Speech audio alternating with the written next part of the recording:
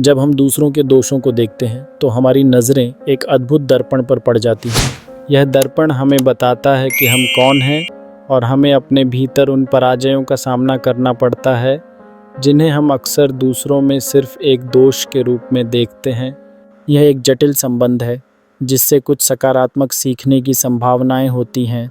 बात करते हैं परछाई की, जो हमारी आत्मा के अंदर छुपी होती है। जब हम किसी व्यक्ति के कार्यों या स्वभाव की आलोचना करते हैं तो क्या हम यह जान पाते हैं कि वही बातें हमारे भीतर भी विद्यमान हैं?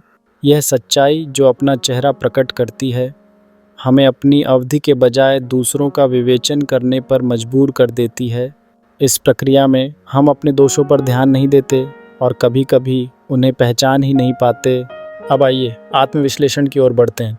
जब हम दूसरों से आलोचना करते हैं या उनकी गलतियों को इंगित करते हैं तो हमें यह समझने की आवश्यकता है कि हम लगभग उसी प्रक्रिया से गुजर रहे हैं। क्या हम अपने विचारों के प्रति ईमानदार हैं? क्या हम उन व्यवहारों का प्रयास कर रहे हैं जो हमें दूसरों में पसंद नहीं आते? अपने अंतर्मन से सवाल करते हुए हम इस चक्र को तोड़ सकते हैं। अंत में हमें यह समझना आवश्यक है कि कोई भी व्यक्ति संपूर्ण नहीं है। सभी में अच्छे और बुरे दोनों पहलू होते हैं। जब हम दूसरों के दोषों को देखेंगे तो वास्तव में वे हमारे अपने भीतर की भड़कीली आग को प्रज्वलित करेंगे।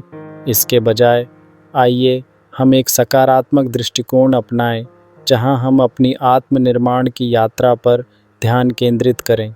खुद में सुधार करना एक चुनौती है, लेकिन यह असंभव नहीं है। हमें दूसरों में जो दोष नज़र आते हैं उन्हें अपने अंदर पहचानने और स्वीकार करने की आवश्यकता है। यही है सच्ची बदलाव की शुरुआत। इस तरह अन्य लोगों के दोषों की नज़र में सहानुभूति और करुणा विकसित कर हम न केवल अपने का बल्कि दूसरों का भी उद्धार कर सकते हैं। अंततः यह एक अनुभव है जिसमें हम सभी को शामिल होना है।